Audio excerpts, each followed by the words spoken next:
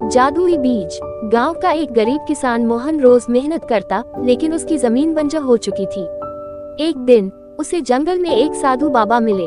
उन्होंने मोहन को एक चमकता हुआ जादुई बीज दिया और कहा, इसे जमीन में बो दो, ये तुम्हारी किस्मत बदल देगा।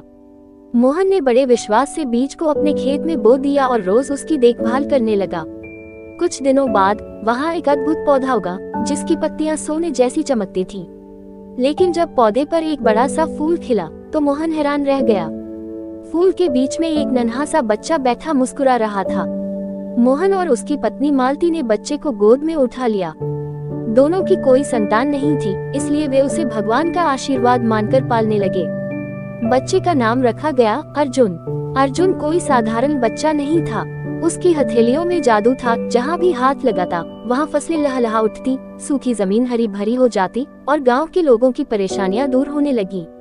एक दिन गांव का लालची जमींदार इस चमत्कार के बारे में सुनकर बच्चे को हथियाने आ गया। लेकिन जैसे ही उसने बच्चे को छूने की कोशिश की, वह हवा में गायब हो गया और जमींदार के खेत बंजर हो गए। अर्जुन ने गांव को खुशहाल बना दिया और जब बड़ा हुआ तो खुद एक महान संत बनकर सबकी मदद करने लगा। लोग उसे धरती पुत्र कहने लगे।